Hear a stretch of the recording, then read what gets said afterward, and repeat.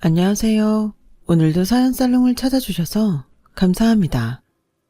저는 변호사이자 30대 중반에 결혼한 지 얼마 안 된 새댁입니다.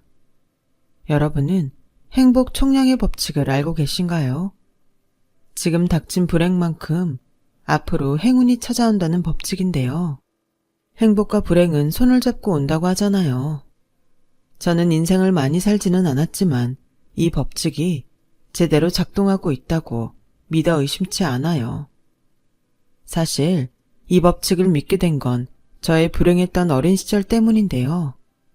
그때 당시 저의 불행은 저의 친엄마가 지병으로 돌아가시면서부터 시작됐어요. 친엄마는 원래부터 몸이 많이 약한 사람이었는데요. 3살쯤에 돌아가셔서 저는 기억이 잘 나지 않지만 나중에 외할머니를 통해 듣기론 엄마가 위암에 걸리고 저를 임신한 걸 알았고 당연히 수술과 항암을 해야 했기에 아빠는 물론이고 의사 선생님까지도 임신을 포기하라고 권했대요. 하지만 엄마는 차마 저를 포기할 수 없었고 평상시에도 몸은 약해도 한번 마음먹으면 누구도 말릴 수 없었기에 저는 그렇게 세상에 나올 수 있었어요. 그리고 엄마는 저를 임신하고 출산하느라 시기를 놓쳐 30도 되지 않은 젊은 나이에 세상을 떠나고 말았죠. 그 후 아빠는 어린 저를 보면 떠난 엄마가 너무 생각난다며 저를 외갓집에 버리다시피 했고 그렇게 저는 외할머니와 9살까지 살았는데요. 문제는 외할머니도 연세가 많으셔서 더 이상은 저를 키울 수 없었다는 거예요. 연수야, 내일은 연수 아빠가 연수 데리러 올 거야. 아빠? 연수 아빠는 외국에 있다고 하지 않았어? 그게 사실은 연수 아빠는 계속 서울에 있었어. 할머니가 거짓말한 거야. 미안해. 왜? 할머니가 왜 거짓말을 해? 할머니가 계속 연수랑 같이 살고 싶었거든. 연수가 서울에 아빠가 있는 걸 알면 할머니랑 안 살고 싶다고 할까봐. 에이, 난 얼굴도 모르는 아빠보다 할머니가 더 좋은데. 그러니까 아빠 보고 오지 말라고 해. 연수야, 그건 안 돼. 연수는 이제 아빠랑 살아야지. 왜? 할머니, 이젠 연수랑 안 살고 싶어? 그래서 나 아빠한테 보내는 거야? 아니, 그럴 리가 있어. 사실은 할머니가 몸이 많이 아파. 그래서 병원에 가야 하는데 집에 언제 올지 몰라서 그래. 그동안 우리 연수 돌봐줄 사람도 없고. 그럼 나 할머니 병원에 있는 동안만 아빠랑 있는 거야? 할머니 다 나으면 나 데리러 와?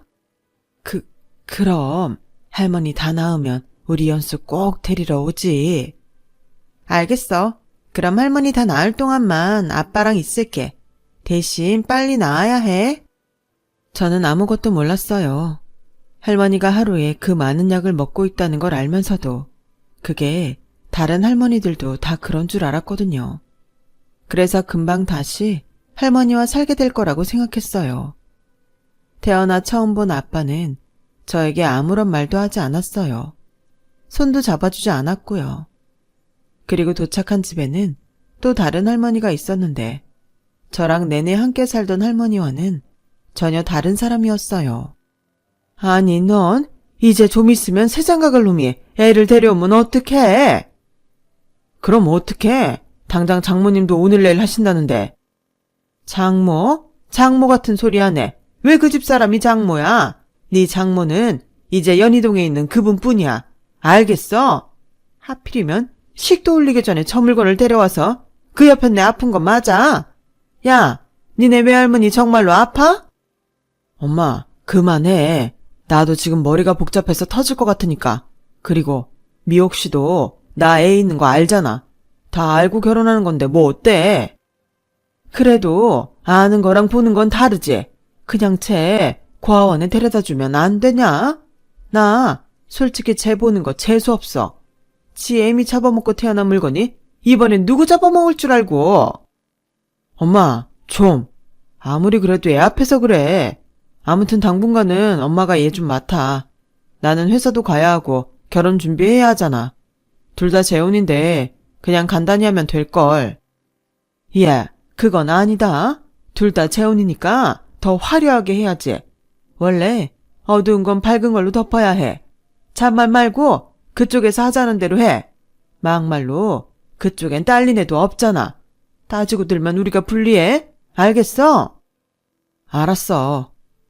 생각해보니 저는 아빠를 만나고 한 번도 아빠를 불러본 적이 없어요. 아빠도 저를 부르지 않았고요.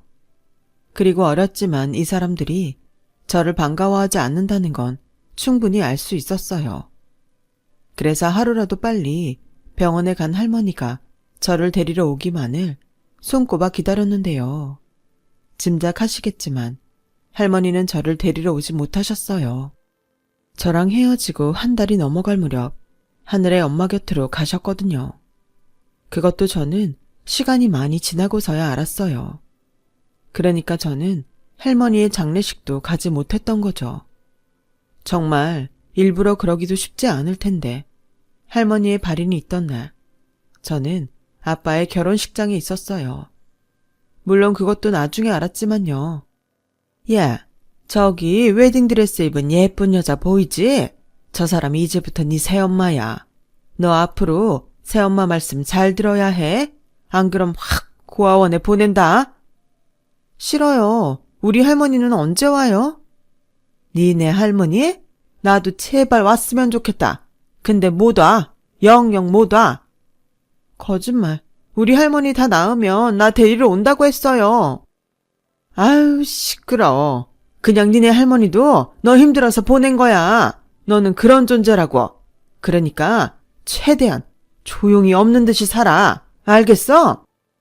지금 생각해도 친할머니라는 사람은 참 나쁜 사람이에요. 그래도 한때는 사돈을 맺었던 인연인데 줄곧 친할머니는 아빠가 친엄마를 만나 인생을 망쳤다고 했고 외할머니도 몸이 약한 딸을 말리지도 않고 결혼을 시켰다며 똑같이 아빠의 인생을 망친 사람이라고 했어요. 그렇게 저의 악몽 같은 시간은 시작됐어요. 아니, 이미 외갓집에서 왔을 때부터 불행이 시작됐는데 새엄마와 함께 살기 시작하면서부터는 그 전의 불행은 그저 예고편이나 다름이 없었죠. 처음에 새엄마는 아빠가 있을 땐 그래도 저를 좀 챙겨주는 듯 했어요. 물론 마음에서 우러나온 것이 아닌 아빠에게 보여주기 위함이었고 아빠가 그다지 저에게 애정이 없다는 걸 안 후로는 아빠가 있을 때나 없을 때나 한결같이 저를 없는 사람 취급했어요. 아직은 어린 나이였기에 그런 무관심에도 저는 쉽게 상처를 받았죠. 말로는 제 방이라고 했지만 뭐 하나 제대로 갖춰주지 않은 방에서 저는 늘 외할머니가 보고 싶어서 울었어요. 그리고 하루라도 빨리 저를 데리러 오라고 기도를 했는데 그때까지도 저는 외할머니가 이미 돌아가셨다는 걸 알지 못했어요. 그러다 한 번은 너무 외할머니가 보고 싶어서 용기를 내서 아빠한테 말을 했는데요. 저기, 아빠, 외할머니는 언제 와요? 아직 병원에 있어요? 어머, 쟤 하는 소리 좀 봐. 외할머니? 연수야, 미안한데 그 얘기는 나중에 하자. 뭘 나중에 해요. 어차피 쟤도 알아야지. 얘, 그 할머니 죽었어. 네? 우리 할머니가 죽어요? 여보. 가만히 있어 봐요. 그래, 내가 그러니까 여태 너를 데리고 있지. 그러니까 너도 꿈 깨고 조용히 있어. 알겠어? 내 앞에서 한 번만 더 외할머니 찾아봐. 확 내쫓을 테니까. 새엄마는 동화책에 나오는 계모처럼 말투도 행동도 흉악했어요. 하지만 아빠는 그런 새엄마에게 뭐라고 하지도 않았고 그러니 새엄마는 더욱 기고만장했는데요. 상황이 이렇듯 저에게 불리하다 보니 자연스레 이젠 세상에 나를 보호해줄 내 편이 없다는 것을 알게 되었어요. 그때부터 저는 눈치라는 걸 보게 되었고 말수도 급격히 줄어들었는데 새엄마는 제가 말을 하면 시끄럽다고 하고 또 말을 하지 않으면 음흉하고 답답하다며 자기 기분 내키는 대로 신경질을 냈어요. 한마디로 무슨 장단에 춤을 춰야 할지 몰랐죠. 그래서 그저 다른 친구들 집처럼 새엄마도 직장을 가면 좋겠다고 생각만 했었어요. 새엄마는 살림에는 그다지 관심도 없으면서 일은 또 하기 싫어했어요. 당시 아빠가 전문직 일을 하고 있어서 벌이가 꽤 괜찮았거든요. 그러다 저의 10번째 생일이 돌아올 때쯤 설상가상으로 새엄마는 임신을 했고 제가 11살이 되었을 땐 남동생을 낳았는데요. 이 이상 불행할 수 없다고 생각한 저의 생각을 비웃듯 저의 처지는 더욱 나락으로 떨어졌어요. 우선 아직은 아기인데 동생에게 방을 내어줘야 했고 누나라는 이유로 새엄마의 육아를 도와야 했는데 동생은 이미 손이 너무 타서 항상 새엄마가 안거나 업어야 했죠. 새엄마는 그걸 많이 힘들어했어요. 연수야, 정민이 운다. 네가 누나니까 가서 좀 안아줘. 저 숙제해야 하는데. 야, 너는 지금 숙제가 중요해? 네 동생이 지금 울잖아. 뭐야, 너 지금 배다른 동생이라고 상관없다는 거야? 아니요. 11살이 무슨 힘이 있겠어요. 그저 시키면 시키는 대로 할 수밖에 없었죠. 저희 사정을 모르는 사람들은 어쩜 큰애가 지 동생을 저렇게 잘 챙겨요. 정민이 엄마는 좋겠어. 딸이 저렇게 잘 도와주니까. 라고들 하더군요. 소리를 듣는 새엄마는 그저 보일 듯 말 듯 어색한 웃음을 지었어요. 그러다 동생이 크고 저도 어느덧 중학생이 되었는데요. 집보다 학교가 좋았던 저는 항상 수업이 끝나도 학교 도서관에서 책을 읽거나 공부를 했어요. 저도 그때는 머리가 좀 커서 일찍 집에 가봤자 유치원에서 온 동생을 돌봐야 하니 차라리 공부를 하는 게 낫다고 생각했죠. 그 때문에 새엄마는 늘 저에게 화를 냈어요. 또 동생도 그런 새엄마를 등에 업고 저를 똑같이 무시하며 함부로 대하는데 아무리 어린 동생이라도 정이 가지 않았어요. 그래서 이유가 어쨌든 그렇게 꾸준히 공부를 했더니 학원에 다니지 않아도 저의 성적은 우수했었죠. 집에서는 늘 구박만 받았지만 학교에서는 항상 칭찬을 받았거든요. 당연히 칭찬받는 게 좋았던 저는 계속 그 칭찬을 받고 싶어서 교과서를 달달 외울 정도로 공부를 했어요. 공부하느라 늦게 집에 온 저에게 새엄마는 어디서 놀다 이제야 기어들어오냐며 저를 구박하셨어요. 저 놀다 온 게 아니고 공부하다 온 거예요. 공부 같은 소리 하네. 허구한 날 거짓말이나 하고 넌 도대체 누굴 닮아 그러니? 아, 니네 엄마 닮았구나. 새엄마가 우리 엄마 봤어요? 나도 못 본 우리 엄마를 봤냐고요. 어머머, 쟤 지금 눈 동그랗게 뜨고 덤비는 것 좀 봐. 너 그러다 나중에 나 치겠다. 나야 뭐 네가 불량한 애들이랑 어울리든 밖에서 나쁜 짓을 하든 상관없는데 우리 정민이한테 너 같은 누나가 있다는 건 창피한 일이니까 조심하라고. 무슨 일이야? 왜 이렇게 시끄러워? 현관 밖에까지 다 들리는 거 알아? 아빠. 여보, 내 말 좀 들어봐요. 연수얘 맨날 밖에서 놀다가 늦게 와. 요즘 세상이 얼마나 무서운데. 그래서 엄마로서 잔소리 좀 했는데 아유, 얘가 날 아주 잡아먹네요. 너 사실이야? 사실이지. 내가 당신한테 거짓말을 해요? 그리고 얘 요즘 불량한 애들이랑 어울려서 나쁜 짓도 하고 다닌다고 동네에 소문 다 났는데 얼굴을 들고 다닐 수가 없어. 우리 정민이까지 싸잡아서 욕 들으면 어떡해요? 아씨, 저 공부하다 오는 거라고요. 못 믿겠으면 학교 도서관에 가서 확인하면 되잖아요. 왜 엄한 사람을 이상하게 몰아요? 어머머, 제 눈빛 좀 봐. 여보. 둘 다 그만해. 나야말로 밖에서 일하느라 피곤한 거 안 보여? 제발 집에서는 조용히 좀 살자. 그리고 연수 너 아무리 새엄마라고 해도 어른이야. 버릇없게 굴지 마. 알겠어? 그때부터였어요. 저는 새엄마보다 다 알면서 방관하는 아빠가 더 싫었어요. 그래서 한참 예민한 사춘기 시기를 저는 가장 불행한 사람은 나라고 생각하며 보냈죠. 당시 담임 선생님께서는 그런 저를 눈여겨보셨던 것 같아요. 연수야, 요즘 고민 있니? 학기 시작한 지 꽤 됐는데 선생님이 연수 웃는 모습을 본 적이 없는 것 같아. 고민 없어요. 그냥 좀 우울할 뿐이에요. 왜? 선생님한테 얘기해주면 안 될까? 선생님이 도울 수 있는 게 있으면 돕고 싶은데. 그럼 저 선생님 집에 가서 살아도 돼요? 뭐? 왜? 집에 무슨 일이 있는 거야? 저는 처음엔 이야기하지 않으려 했어요. 어차피 담임 선생님이라도 뾰족한 수가 없을 거라는 걸 알았으니까요. 그런데요, 제 안에 억울한 것이 많았는지 생각과 다르게 말문이 한번 터지니 멈출 수가 없더라고요. 눈물, 콧물 다 쏟아내며 그간에 힘들었던 일을 모두 털어놨는데요. 선생님은 제 말을 다 듣고 어떤 말씀을 하시기보다 저를 꼭 안아주셨어요.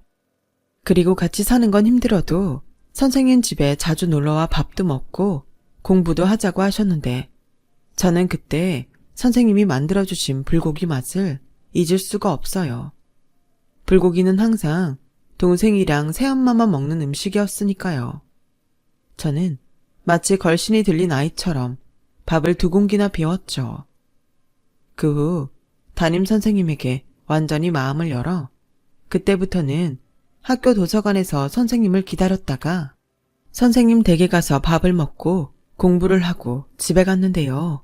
귀가 시간이 더 늦어졌다고 새엄마는 또 저를 잡아먹을 듯 소리를 질렀어요. 너 내 말이 우습냐? 일찍 다니라고 했더니 더 늦게 다녀? 왜? 밖에서 뭔 짓을 하는데 또 도서관에서 공부했다고 거짓말 해봐. 담임 선생님 집에서 밥 먹고 같이 공부하다 온 거예요. 또 거짓말하네. 담임 선생님이 왜 너한테 밥을 주고 공부를 시켜? 혹시 니네 담임 남자 선생이니? 여자예요. 못 믿겠으면 선생님하고 통화해 보시던가요. 전화 걸어드려요. 됐어. 내가 네가 뭘 하고 다니던 무슨 상관이니? 먼저도 말했지만 나나 우리 정민이한테 피해주기만 해. 그때는 네 아빠가 뭐라고 해도 내 쪼꼬말 거니까. 저는 화장실로 가서 소리를 빽 질렀어요. 밖에서 시끄럽다며 새엄마가 화장실 문을 쾅 하고 쳤지만 도저히 그것도 하지 않으면 미쳐버릴 것 같아서 저는 계속 소리를 빽빽 질렀어요. 그리고 그 후에는 악에 바쳐서 공부를 했는데요.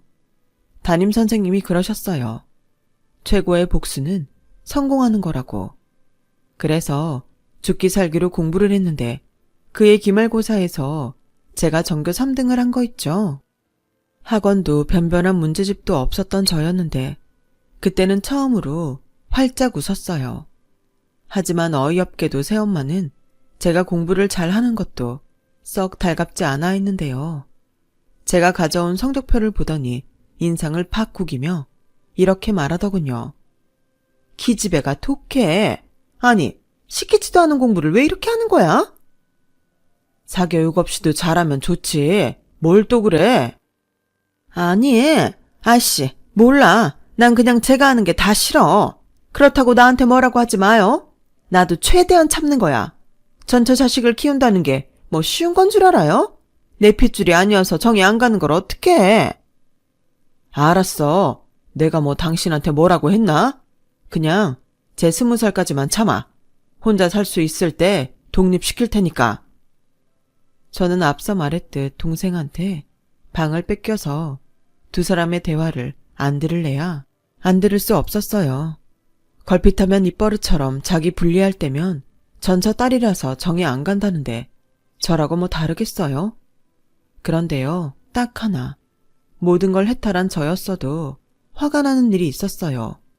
바로 먹는 걸 가지고 차별하는 건데요.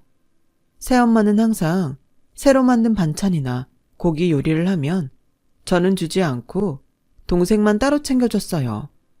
안방에서 저 몰래 둘만 따로 먹었거든요. 하지만 그 냄새는 어쩔 수 없잖아요. 게다가 아빠는 항상 저녁을 밖에서 먹고 오니 저는 어쩔 수 없는 차별을 받아야 했어요. 지금도 가끔 고기 요리를 할 때면 그때 생각이 나요. 정말 얼마나 먹고 싶었는지 눈물이 다 났거든요. 그러다 제가 고등학교 2학년이 될 무렵 1박 2일로 부산 출장을 갔던 아빠가 사고로 돌아가시게 되었어요. 그야말로 저희 집은 초상집이 되었는데요. 당시 남동생이 초등학교에 입학한 지 얼마 안 돼 새엄마는 이제 자기 혼자 어떡하냐며 대성통곡을 했어요. 그리고 아빠의 장례가 끝나고 3년 같은 3달이 지났어요. 그동안 새엄마는 금이야 오기야 하는 자기 아들도 챙기지 않고 계속 자리에 누워 지냈는데 글쎄 제가 학교에 다녀오자 저만 빼고 이사를 간 거 있죠. 분명 어떤 의욕도 없이 산송장처럼 있었는데 이게 다 어떻게 된 일인가 싶어 저는 제 발로 친할머니 집으로 갔어요. 그러자 친할머니는 아빠가 돌아가셨을 때보다도 더 원통하게 울고 있었는데 내용을 들어보니 새엄마는 그동안 연기를 하고 있었던 거였죠. 집 한 동과 아빠 앞으로 나온 사망보험금까지 모두 챙겨 달아난 거더라고요.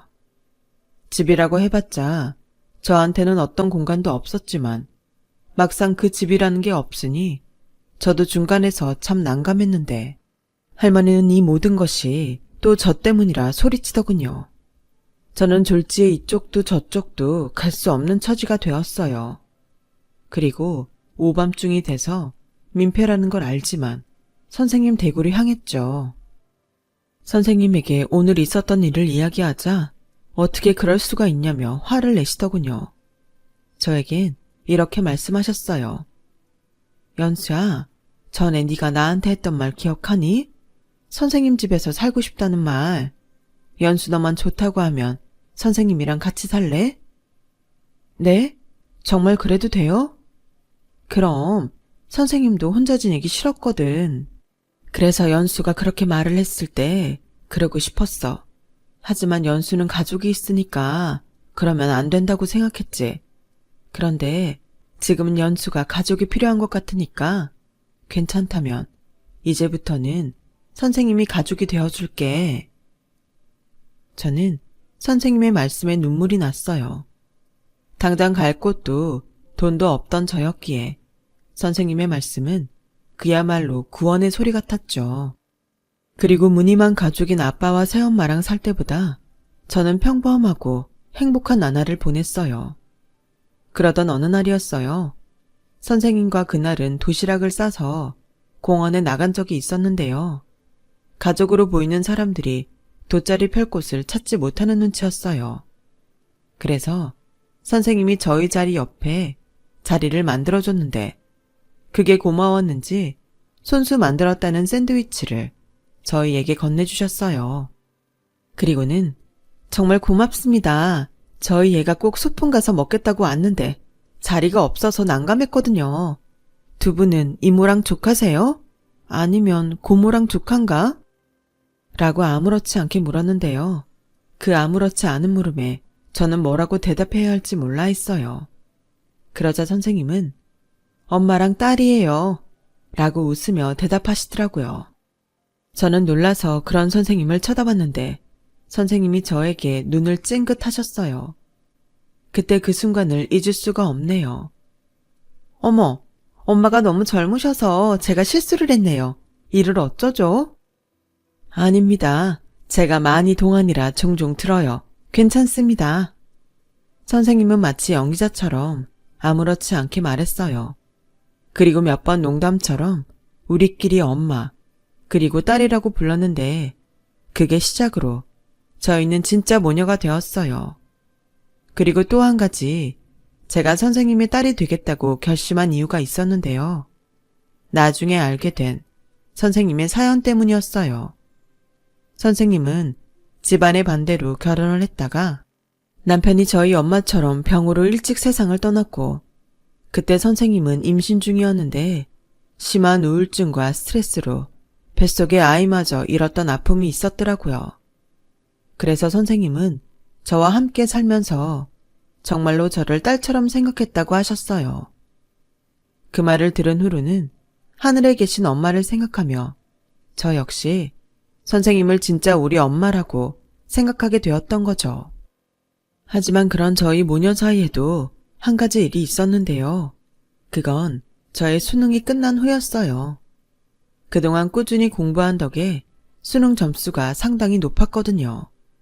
그래서 저는 제 성적으로 장학금을 받을 수 있는 학교면 어디든 상관없다고 생각하며 갈 대학을 찾고 있었는데, 그때 당시 저희 담임 선생님께서는 그러지 말고 등록금을 내더라도 알아주는 좋은 명문대, 좋은 과를 가라고 설득하셨어요.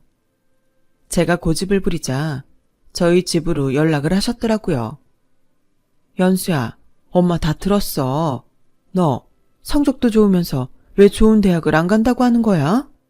담임 선생님이 네 성적이면 서울대에 어느 과든 다 넣어볼 수 있다는데.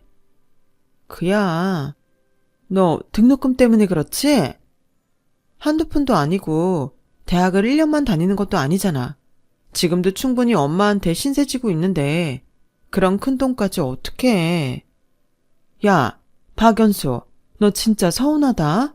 네가 그러고도 내 딸이 맞아? 원래 자식은 그런 걱정하는 거 아니야. 하물며 내가 그 돈이 없을까 봐? 나는 진짜 널 내 자식으로 생각해. 그러니 돈이 들어도 당연히 좋은 대학을 가길 바라지. 너 어른 되면 이제 나 필요 없다고 버릴 거야? 아니, 왜 말이 그렇게 돼. 내가 엄마를 어떻게 버려? 평생 같이 살 거야. 내가 돈 많이 벌어서 엄마 호강도 시켜줄 거라고. 거짓말하네. 진짜라니까? 그럼 엄마가 등록금 낼 테니까 너 서울대 가. 그래서 성공해서 제대로 호강시켜줘. 엄마 호강 받을 수 있는 자격 주라고. 그리고 엄마가 선생님일 때 했던 말 알지? 성공하는 게 복수하는 거라고.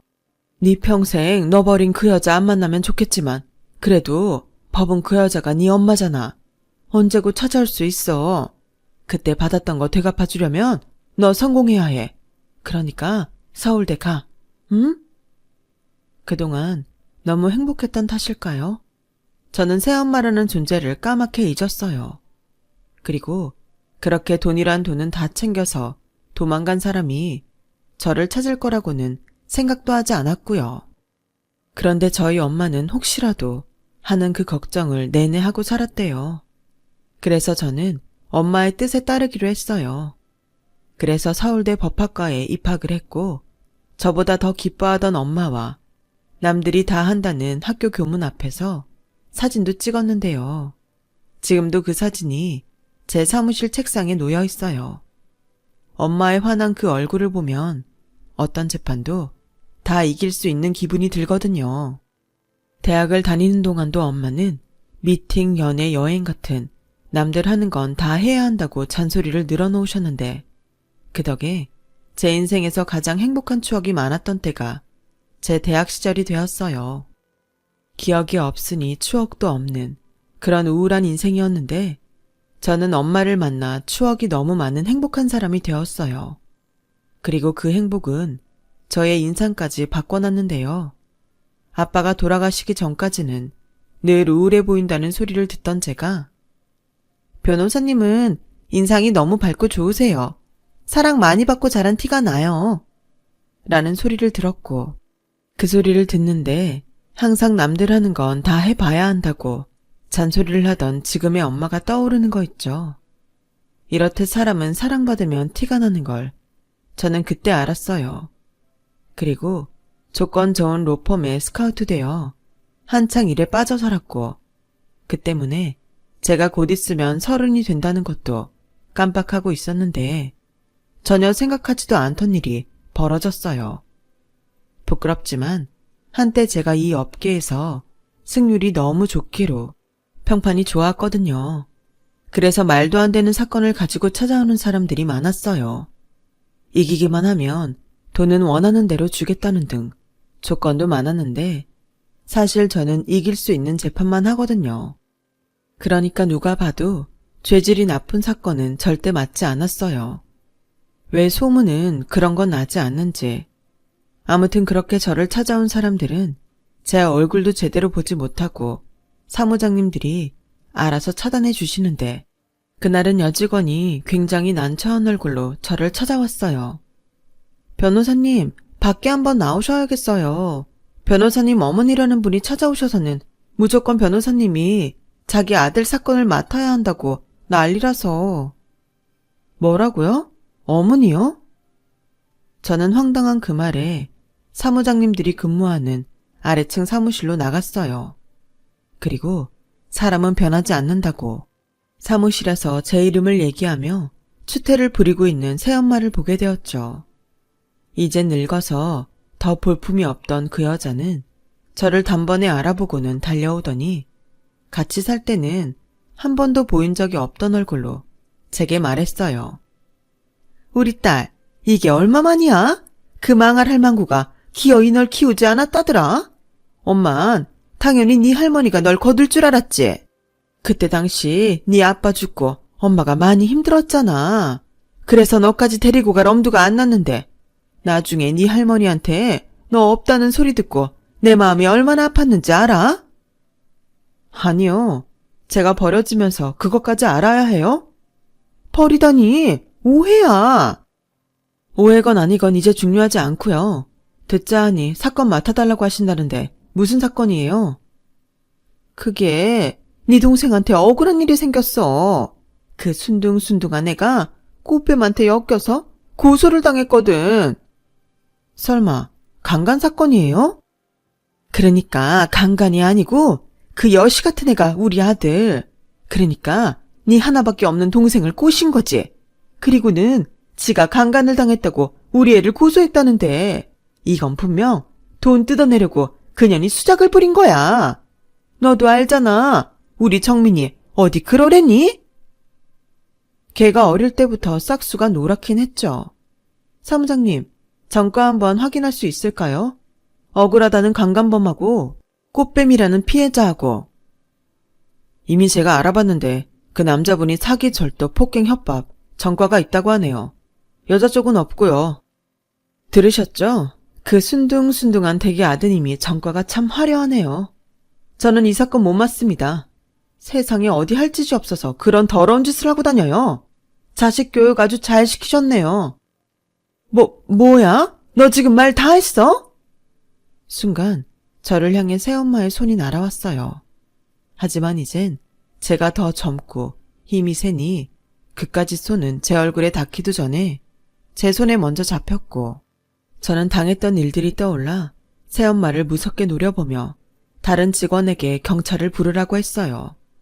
그러자 제 말에 주눅이 들었는지 새엄마는 말을 더듬기 시작했는데요.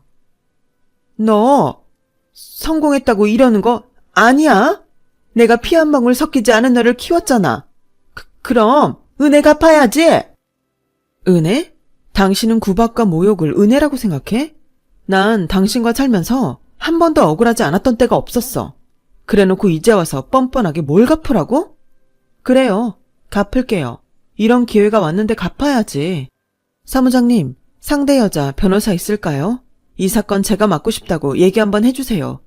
제가 상대 남자 벌금이든 실형이든 아주 단단히 작사를 낼 수 있다고. 화학적 것에 그것까지 한번 고려해볼 수 있다고. 그래야 다시는 엄한 여자한테 사내라고 찝쩍거리지 못할 테니까. 뭐야 너 정말? 하유 여보. 네 아버지가 하늘에서 이 사실을 알면? 좋겠네요. 꼭 알았으면 좋겠어요. 이만 가보시죠. 제가 보시다시피 바빠서요. 누구랑 다르게 잘 커서 변호사가 됐거든요. 그때였어요.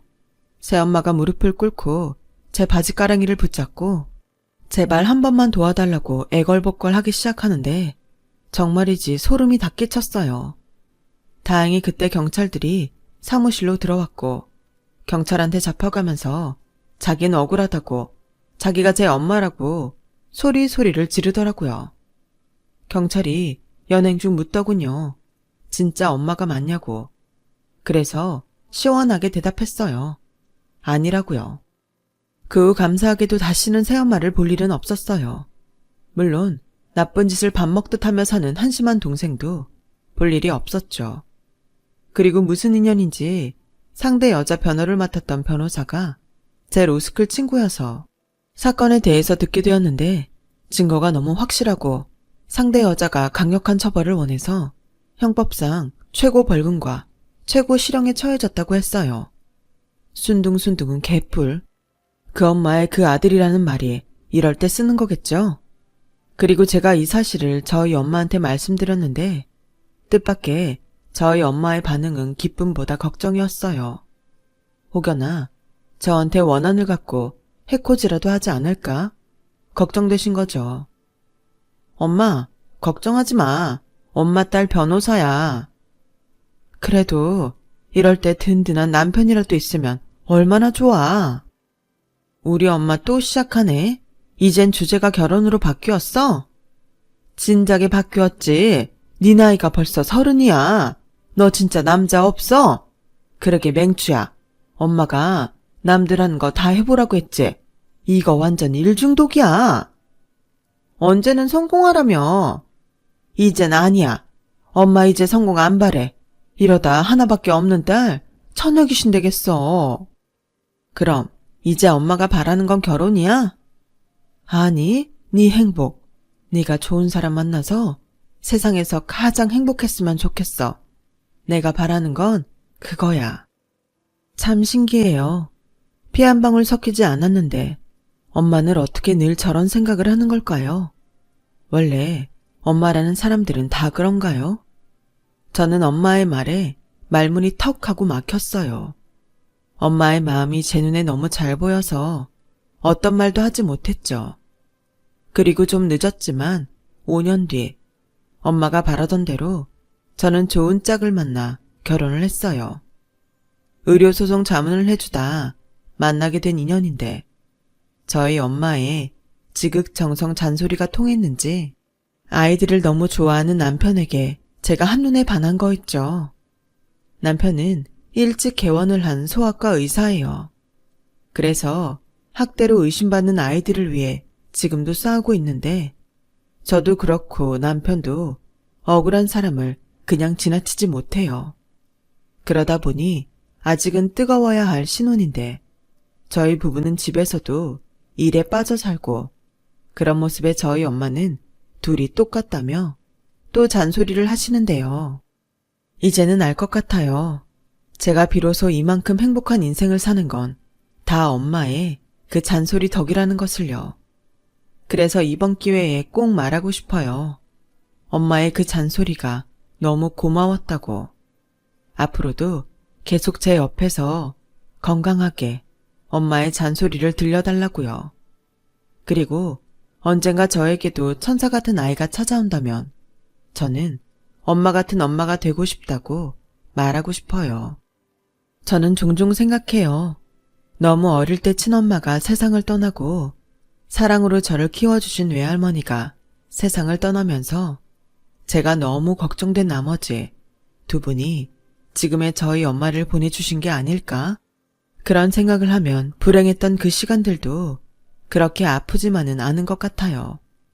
오히려 제 인생에서 주어진 불행한 시절을 모두 보냈기에 이젠 행복할 일만 남은 게 아닐까 하는 그런 기대가 되거든요. 그래서 최대한 그런 이야기를 많이 하려고 해요. 지금 불행하다고 느낀다면 곧이어 그 불행을 다 잊을 만큼 행복이 찾아올 거라고요. 저의 이야기 들어주셔서 대단히 고맙습니다. 들어주신 분들 항상 건강하시고 즐거운 인생이 되시길 바랄게요. 여러분, 사연 댓글에 응원과 현명한 조언 부탁드려요. 좋아요와 구독은 저에게 큰 힘이 됩니다. 오늘도 좋은 일 가득하세요.